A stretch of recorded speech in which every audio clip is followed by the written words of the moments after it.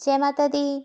आज बात करेंगे माँ कामाख्या शक्तिपीठ की, जो 51 शक्तिपीठों में से एक है और बहुत ही प्रसिद्ध शक्तिपीठ है कामाख्या मंदिर जो है। कामाख्या मंदिर में अघोरियों और तांत्रिकों का गढ़ इसे माना जाता है। यहाँ पर बहुत से अघोरी होते हैं, बहुत से तांत्रिक होते हैं जो तंत्र साधनाएं करते हैं। वैसे तो माता सती के सभी जो 51 शक्तिपीठ हैं वो बहुत ही अद्भुत हैं, बहुत ही शक्तिशाली हैं, परंतु ये जो कामाख्या शक्तिपीठ है ये सबसे ही अलग है, सबसे ही निराला है। जब प्रजापति दक्ष ने अपने महायज्ञ में भगवान शिव और माता सती को आमंत्रित नहीं किया, तब माता सती ने भगवान शिव से हठ किया कि मुझे भी यज्ञ में शामिल होना है।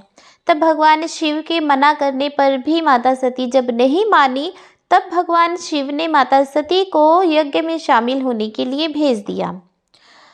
तब माता सती ने यज्ञ में जाकर देखा कि कोई भी उनसे ठीक से बात नहीं कर रहा है, किसी के भी मन में उनके लिए स्नेह नहीं है। उनकी जो बहनें थी वो भी उनके देखकर खुश नहीं हुई है। तब माता सती को बहुत ही दुख हुआ और उन्हें लगा कि उन्होंने यज्ञ में आकर ठीक नहीं किया।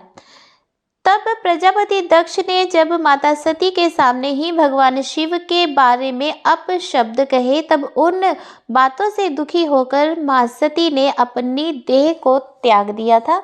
माता सती ने योगा अग्नि के द्वारा अपने शरीर को जला दिया। तब भगवान शिव बहुत ही दुखी हुए, तो उन्होंने माता सती को जब उनके शरीर को जब उठाकर वो जाने लगे, तब भगवान श्री हरि विष्णु ने अपने सुदर्शन चक्र से माता सती के जो शरीर था उनको टुकड़ों में विभाजन कर दिया और वो टुकड़े माता सती के शरीर के जहाँ जहाँ गिरे वहाँ वहाँ एक एक शक्तिपीठ स्थापित हो गया। कहा जाता है कि इस जगह पर माता सती की योनि भाग गिरा था और यहाँ पर माता सती के योनि भाग की ही पूजा की जाती है। इस कामाख्या शक्तिपीठ की एक बहुत ही इस विषय में प्रचलित है कि जिन औरतों को गर्भाशय की कोई भी बीमारी होती है, चाहे वो लाइलाज बीमारी ही क्यों ना हो, इस शक्तिपीठ में आकर उनकी ये बीमारी भी ठीक हो जाती है। अगर डॉक्टरों ने ऑपरेशन के लिए कहा है, तब बिना ऑपरेशन के भी उनका ये जो गर्भाशय से संबंधी कोई भी बीमारी है बिना ऑपरेशन के ठीक हो जाती है। तो यहाँ पर भगवती के योनि भाग की पूजा की जाती है। यहाँ पर एक आबू चापी जो मेला है वो भी लगता है, तो वहाँ पर बहुत से लोग आते हैं, बहुत बड़ी मात्रा में आते हैं। वैसे तो यहाँ पर लोग आते ही रहते हैं, मेला लगा ही रहता है एक किस्म का। बहुत से श्रद्धालु यहाँ पर भगवती के दर्शन करने के लिए आते हैं।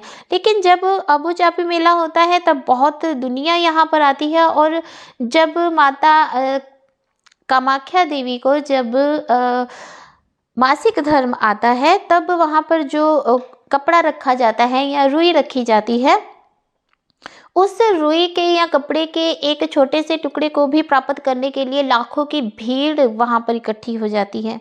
तो ये बहुत ही खासियत है माँ के इस मंदिर की। और कहा जाता है कि उस कॉटन को, उस रुई को या उस कपड़े को अगर कोई भी अपने गले में धारण करता है ताबीज़ में डालकर, तो उसे कभी भी कोई तांत्रिक क्रिया उस पर नहीं होती है। बच्चा कभी डरता नहीं है, चाहे कहीं भी चले जाओ बच्चा ठीक रहता है। जैसे कई बच्चे होते हैं वो जल्दी डर जाते हैं, उन पर नज़र बहुत जल्दी लग जाती है, कई लोगों पर तंत्र क्रियाएं होती रहती हैं। जिस घर में माता कामाख्या का जो वहाँ माता कामाख्या के मंदिर में जो सरोवर बना हुआ है उसका जल लोग अपने घर में लाकर रखते हैं, उसके छींटे लगाते हैं, तो ये बहुत ही शुभ माना जाता है। ऐसा देखने को किसी भी माता के किसी भी शक्तिपीठ में नहीं देखने को मिलता, सिर्फ माता कामाख्या के शक्तिपीठ में ही देखने को मिलता है। इस मंदिर में हर प्रकार की जो मनोकामनाएं हैं वो पूर्ण होती हैं, और जब मनोकामना पूर्ण हो जाती है तब कंजकों को भोजन कराया जाता है, भंडारा करवाया जाता है। और यहाँ पर बलि प्रथा भी प्रचलित है, यहाँ पर बलियाँ भी दी जाती हैं, परंतु जो नर पशु होता है उसी की बलि दी जाती है, मादा पशु की यहाँ पर बलि नहीं दी जाती है। माँ कामाख्या शक्ति पीठ में जितने साधु हैं वो सभी तांत्रिक क्रियाएं करने में सक्षम होते हैं। अगर किसी को तांत्रिक क्रिया हो चुकी है तो ये साधु जो है उस व्यक्ति की तंत्र क्रिया का भी काट कर देते हैं, उसे उस तांत्रिक क्रिया से मुक्त करवाते हैं। जितने भी साधु हैं वो तांत्रिक क्रियाओं पे माहिर होते हैं और तंत्र क्रियाएं सबको आती होती हैं।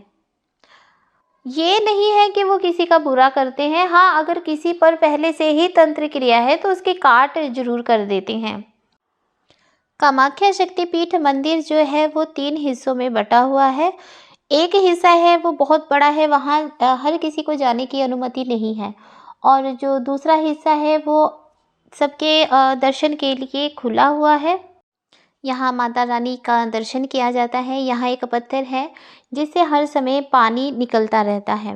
कहा जाता है कि महीने में 3 दिन इसमें रक्त स्राव होता है, माता रजस्वला होती है और माँ को मासिक धर्म आता है और 3 दिनों के लिए मंदिर के कपाट जो हैं वो बंद कर दिए जाते हैं। 3 दिन के बाद फिर जब कपाट खोले जाते हैं तो बहुत ही धूमधाम के साथ कपाटों को खोला जाता है और फिर से भगवती की पूजा अर्चना शुरू हो जाती है। इस समय जो सरोवर का जल है वो सारा लाल हो जाता है और लोग उसी लाल जल को भरकर अपने घरों में भी लेकर आते हैं, जैसे हरिद्वार से गंगा जल लेकर आया जाता है। तो ये थी माता कामाख्या शक्तिपीठ के बारे में थोड़ी सी जानकारी। अगर ये आपको जानकारी अच्छी लगी है तो प्लीज़ लाइक कीजिए, शेयर कीजिए और अगर आप मेरे चैनल पर नए हैं तो मेरे चैनल को सब्सक्राइब कीजिए, बेल आइकन दबाइए ताकि मेरे द्वारा अपलोड की गई हर वीडियो की नोटिफिकेशन आपको मिल सके। जय माता दी।